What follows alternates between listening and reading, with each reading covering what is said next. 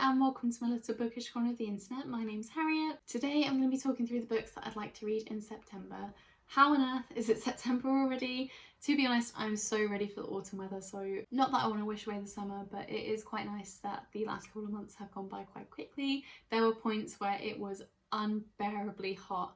We just don't have the right infrastructure to deal with the heat in the UK, and the office where I'm working doesn't have air conditioning, so if it could just get a little bit colder, that would be quite nice. We had a bit of it today, but then it got hot again, so I had to get changed. I was wearing a jumper and everything. It was really stupid. But anyway, let's talk about the books that I'm going to read to get me in the cozy mood, ready for the change of the seasons. The first book that I would really like to read is going to be a buddy read with someone on my Instagram who read the second book in the trilogy with me, and that is the third and final book in the Farseid trilogy by Robin Hobb. This one is called Assassin's Quest. I don't want to look at the size of this book, and I can't tell you too much about it either because it is the final book in a trilogy, so I don't want to spoil anything, but it is a fantasy series following a young boy called Fitz as he grows up and all of the crazy things that happen in his life, filled with political intrigue, very character driven as opposed to plot driven. But towards the end of the first and second book, I found that quite a lot of the plot was happening, so I don't know if that will happen in this one as well. But on the back we have a guy that literally looks like a wizard. We have a guy that looks really angry, a lady with blonde hair, and then a dragon, which we have not seen dragons yet in this series. So very excited to see where this goes. I think it's going to be a little bit more fantastical and delving into the world that Hobb created, where there are many different books set in this universe that she created. This is just one of the ones that I have started. I've got more of her books at home to start as well. So yeah, this is going to be the main thing that I'm reading, but obviously because it is quite long, I've not put any more huge books on my list to read this month. I'm hoping that I might not be working as much overtime as I have been, but we will see. It just depends how busy it is at work. But anyway, I'll definitely be able to read at least 1 or 2 chapters of this every single day and hopefully get through it before the month is up, if not into next month. And now we get onto some lovely tiny little books that aren't going to take me very long to read at all. These ones I can usually smash through in 1 or 2 days on the weekend, so that's quite a nice thing for me to do. The first one I want to talk about is by Ursula Gwynn, is A Fisherman of the Inland Sea. I've heard this one is very relationship and emotional based. I don't know how true that is. It was only on one post that I saw as a review. So it says, in this collection, Le Guin has assembled a far-reaching catalogue of wonders, which she uses to illuminate the world in which ordinary men and women live. Her stories exhibit both a major writer at the height of her powers and the humanity of a mature artist confronting the world with her sense of wonder still intact. No idea what it's about. I think it is set within the Hainish cycle, which is a science fiction cycle that she created. I've done loads and loads of reviews of books that are in that cycle, so if you want to check those out, I do actually have a Le Guin playlist, so I'll leave that link down below for you to check out. But it looks like it's going to be another short collection of various different stories, which I do really enjoy reading by her, so excited to read this, hoping that there's going to be loads of character driven and character development stories in here, as is usually what happens with the Gwyn's books. The next book is actually a relatively recent pickup for me from a book swap, but I am just really intrigued by it and figured I might as well get to it since I am so drawn towards the front cover and drawn to the idea of it. And that is by William Golding. It is The Spire.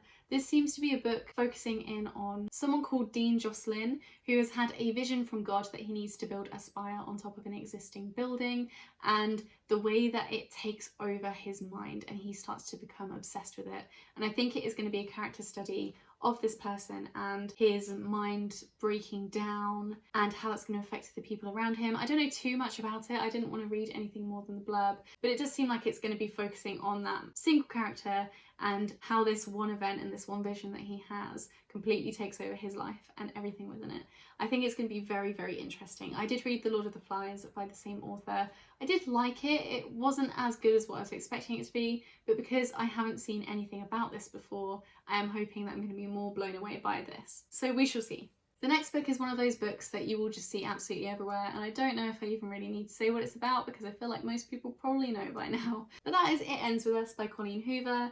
I do want to try this author's writing just to see what it's all about. I try not to fall for the hype with books anymore, but I did pick this up from a charity shop a little while ago when I was with my mum. I do think that it sounds interesting. I believe that it is discussing a physically abusive relationship as far as I know, and it's definitely very character driven again, which are the kind of books that I really enjoy. So we'll see how we get on with this. People are saying that it is one of the best books they've ever read.